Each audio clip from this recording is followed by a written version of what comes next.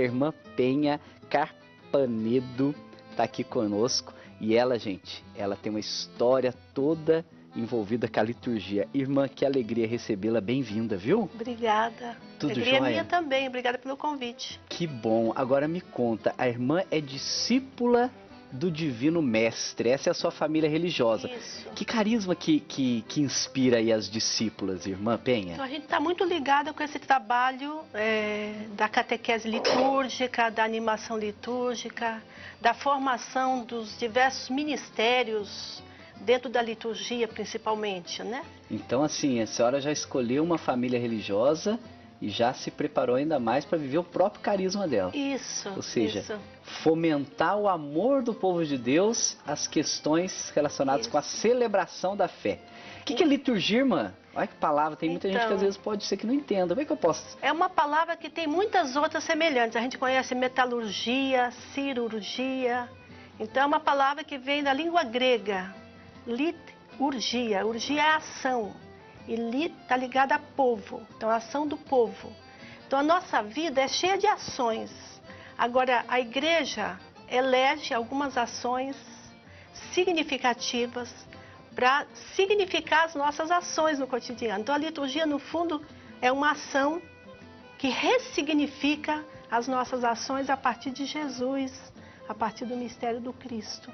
E por que a gente fala que a missa é a grande liturgia? A grande ação da igreja para expressar o mistério que dá sentido à nossa fé, o nosso caminho de fé, de fato é a Eucaristia. Mas tem outras ações, os sacramentos, a própria liturgia das horas, o ofício divino, como a gente conhece, né? Em muitos lugares do Brasil não tem missa todo domingo.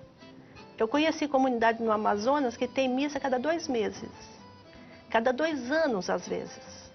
Então, lá eles celebram a palavra e também se constitui numa ação litúrgica importante para a fé daquela comunidade. E é parte essencial da nossa vida cristã viver os momentos litúrgicos? Mas tem como ser cristão sem participar de liturgias? Olha, a igreja prega o seguinte, que sem liturgia a gente não é plenamente cristã. A gente precisa de 3 coisas para ser cristã. Compreender o que a gente crê, celebrar e viver.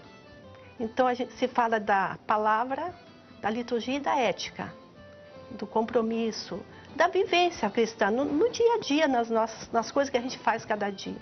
Então assim a gente vai ser plenamente cristã. É interessante que no processo de iniciação cristã, no itinerário, isso são 3, digamos, pilastras que acompanham o catecúmeno até chegar ao batismo. Então é crer, então ele precisa compreender a fé, por isso é dada instrução. Ele precisa celebrar a fé, porque é ali que ele se apropria dela, então existem ritos no processo. E o tempo todo ele é motivado a vivenciar isso, a viver segundo essa fé, que ele está aprendendo, que ele está assimilando pela liturgia. Olha que bacana, né, gente? A irmã dando uma aula aqui pra gente de ser cristão, de viver a nossa fé.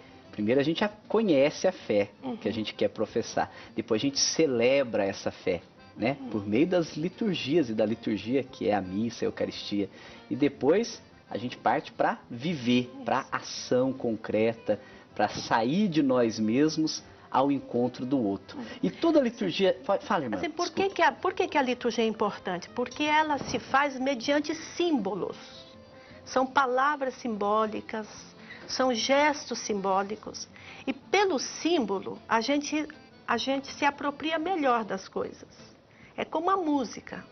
Um discurso consegue muito menos do que uma música. Quando você quer transmitir uma mensagem profundamente, você vai recorrer à música. Então a liturgia é da natureza da música, é da natureza da festa. Eu escutei na primeira parte do programa vocês falando do Arraiá de São João, né? Pois é. Então, pela festa, pela alegria, pela simbologia que envolve uma ação litúrgica, a gente entra no mistério de uma forma que não é só o racional. Então, por isso que a liturgia é tão importante. E a liturgia é sempre marcada por, como é que a gente fala, a senhora usou a palavra aí, por ritos, ou seja, gestos que aparentemente são repetidos, mas que na verdade, cada vez que eles são feitos, eles nos transformam. Por exemplo, a missa. A gente vai na missa, tem gente que fala assim, a missa é tudo a mesma coisa. Mas não é, ela tem um jeito de ser conduzida, mas isso faz parte da natureza da liturgia, ou seja, é preciso repetir para reviver.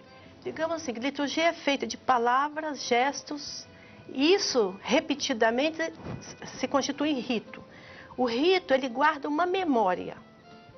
Todo rito guarda a memória.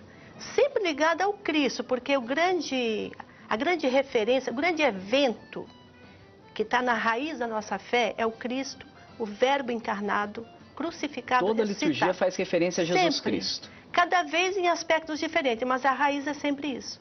Então o rito, ele guarda essa memória. Só que a gente tem que compreender o seguinte, que o Cristo, o mistério pascal que a liturgia rememora, ela não é um evento do passado. Ela está presente, esse mistério está presente dentro das nossas vidas. Né? A gente escutando essa fala dos romeiros, essa entrevista com os romeiros, a gente vê como as pessoas carregam dores, carregam vitórias, carregam fracassos, carregam superações de fracassos. Então a liturgia o tempo todo dialoga com isso. A pessoa não vai só para lembrar a vitória do Cristo, ela vai também para lembrar a sua própria travessia, a sua própria vitória, né? Ou seja, a gente vai na missa não só para lembrar do passado, mas é para a gente viver o hoje e trazer o Cristo para o dia a dia da nossa vida. Ou talvez até descobrir que ele existe dentro da nossa vida. Talvez a liturgia ajude a gente, a ponte para a nossa experiência pascal já presente. Né? Quer dizer, porque nós já carregamos isso. Participar da liturgia é viver já um pedacinho do céu. Isso. De fato, um dos assuntos que a gente vai tocar aqui é o tempo, né? O tempo litúrgico, né? Então, o tempo, justamente, o ano litúrgico, ele vai fazer com que a gente saia da mesmice, a própria liturgia faz isso, sai da mesmice para entrar numa outra experiência, uma transcendência, digamos assim. A liturgia sempre é uma experiência de transcendência. Olha, mas é verdade, né? Às vezes a gente vai na missa, assim, né? E a gente deveria sentir sempre, quando a gente participa da Eucaristia, ou de um batizado, ou de um rito de matrimônio, né? A gente tem que viver aquele momento já como se já fosse assim aquele gostinho da eternidade. A celebração tem essa riqueza. E a liturgia, pelo que a senhora me diz, então, na nossa igreja, mas em outras também, mas vamos pensar na Igreja Católica, ela tem uma divisão durante o ano, irmã? Ela tem momentos que a gente vai vivendo? A gente já sente, né? Tem Quaresma, daqui a pouco vem Páscoa. Existe um calendário que organiza as celebrações? Digamos assim que toda religião tem calendário. Porque o calendário é uma maneira de organizar os ritos significativos daquela religião. E o cristianismo tem isso também. O primeiro elemento de um calendário litúrgico foi o domingo. Os cristãos, desde cedo, fixaram um dia para celebrar a Páscoa do Cristo, e foi o domingo. Praticamente por 2 séculos a gente tinha o domingo. Depois, então, começou a se elaborar, a se organizar aquilo que hoje nós conhecemos como ano litúrgico. Então, nós temos Natal, aí esse Natal é preparado pelo Advento, depois tem um tempo do Natal, tem a Páscoa, e tem um tempo de preparação, depois tem um prolongamento. A gente acabou de terminar o tempo pascal 2 domingos atrás com Pentecostes. E tem o tempo comum, que é o dia a dia. E no meio de tudo isso tem, digamos assim, as testemunhas do mistério pascal, que são Maria e os santos. Então, o nosso ano litúrgico... E por que essa organização? Porque o mistério do Cristo é amplo. Então, o ano litúrgico ele organiza de tal maneira que cada domingo, cada festa, cada tempo, a gente foca determinado aspecto desse mistério, né? Olha que bacana, viu? Quer dizer que a irmã nos diz que o ano que a gente vive, que também na fé, esse ano litúrgico, nos faz reviver cada momento da vida de Jesus, cada mistério, cada etapa significativa daquilo que a gente acredita e vai nos trazendo para o dia a dia esse mesmo mistério. Parece que tem um desenho, uma ilustração que nos ajuda a entender um pouco desse ano litúrgico. Podia colocar aí pra gente, Verônica? E a irmã explica para nós esse desenho. O que a gente vê ali, irmã? Então, porque é um gráfico para simbolizar, para representar o ano litúrgico. Então, cada cor dessa é um tempo, está se referindo a um tempo. Começa com Advento, roxinho, depois vem o Natal, depois vem um períodozinho do tempo comum, depois vem a Quaresma, vem o Tríduo Pascal, aí vem o tempo pascal, e depois tem esse período grande de tempo comum. E aí, terminando esse período, esse final desse círculo, aí começa verde, de novo. Voltamos ao Advento, ou seja, a liturgia Porém, não sempre... começa no mesmo lugar. Você está vendo que é um círculo aberto? Ou seja, o verdinho termina ali, ampliando, ou seja, eu que vivi bem o Advento desse ano e fiz a minha caminhada litúrgica, eu vou estar muito mais preparado para que o próximo Advento eu já viva de outra maneira. No próximo Advento não seremos os mesmos. O povo de Israel desenvolveu uma ideia de tempo que é o seguinte: nenhuma hora é igual a outra. O tempo da nossa vida é assim, você nunca vive uma hora igual você vive a outra. Porque existe sempre uma evolução, você vai aprendendo ou desaprendendo, pode ser também um processo inverso. O ano litúrgico supõe que a gente vá aprendendo o segmento de Jesus de ano para ano. Por isso que quanto mais eu me envolvo, mais a minha vida espiritual, minha vida cristã vai ganhando corpo, né? Exatamente. E digamos assim, quanto mais a liturgia realmente é o que ela deve ser, mais ela vai contribuindo nesse processo. Ela não dá conta de tudo, mas ela tem uma contribuição que lhe é própria, de ajudar a gente a, em cada tempo, em cada festa, mergulhar no mistério da palavra, do sentido daquele tempo, né? E crescer no segmento do Cristo, nesse caminho, né, de discipulado que o Evangelho nos propõe. Legal. Eu acho que a irmã já respondeu, mas tinha uma pergunta na rua sobre essa questão de colorido na liturgia. Como é que é? Vamos ver? Vamos ver a pergunta? Vamos ouvir? Gostaria de saber porque nas missas eu vejo tantas cores diferentes. Por que tem tantas cores diferentes? Cada cor representa um tempo. E que é justamente isso que a gente acabou de ver. Advento, Quaresma, tempo comum. Você vê, o Natal e a Páscoa é praticamente a mesma cor, é branco ou dourado. Porque assim, o que rege o ano litúrgico? Qual é o fio condutor que perpassa por dentro de todas as festas? É o mistério pascal. E as duas expressões maiores desse mistério é a Páscoa, o Tríduo Pascal, a Vigília Pascal, com seu tempo de preparação e prolongamento. E aí nós temos uma réplica disso no ciclo do Natal. O Natal é considerado, desde antigamente e depois do Vaticano II também, como sendo uma Páscoa do Natal. Que é sempre Páscoa, mas a gente agora vai olhar isso a partir do nascimento. Então, por isso que as cores são iguais. Vem a cor branca, dourada. A branca ou dourado. E aí, o tempo de preparação, na Quaresma é roxo, aí no Advento também é roxo. E o tempo de prolongamento, aí é a mesma cor da festa, né? Então, o tempo da Páscoa é branco. E o tempo comum é o verde. E de vez em quando tem um quadriculadinho vermelho, aparece a veste vermelha. É quando nós temos um mártir, quando a gente tem a memória de uma testemunha do mistério do Cristo e principalmente os mártires. Legal. Quando Aparecida, por exemplo, a gente vai usar branco. Maria sempre é branco ou azul. E os santos, em geral, é branco. Então, as cores, elas estão indicando o que a igreja está celebrando. Ou seja, não é que o padre hoje resolveu, hoje eu quero ficar bonitinho, vou pôr verde. Isso. Hoje eu vou pôr roupinha vermelha. Isso. Não. Cada cor, quando você entra na igreja e vê o padre revestido, né, com a veste ou verde, ou roxa, ou branca, aquilo já está significando o que está sendo celebrado, né? Aliás, não só isso, né, irmã? Todo o espaço litúrgico, aí eu ia dizer isso, que a primeira coisa que salta aos olhos é a cor. Mas se a gente for prestando atenção, vai ver que tem outras coisas. Você vai ter leituras próprias. Aí a gente precisa ter um ouvido mais atento, porque a cor a gente vê logo. Mas a leitura necessita de uma atenção maior. Ou seja, para cada tempo litúrgico também são escolhidos os textos que correspondem àquilo que se celebra. Tem orações próprias. Uma oração do rito de entrada na missa não é a mesma coisa que na Quaresma e na Páscoa, por exemplo.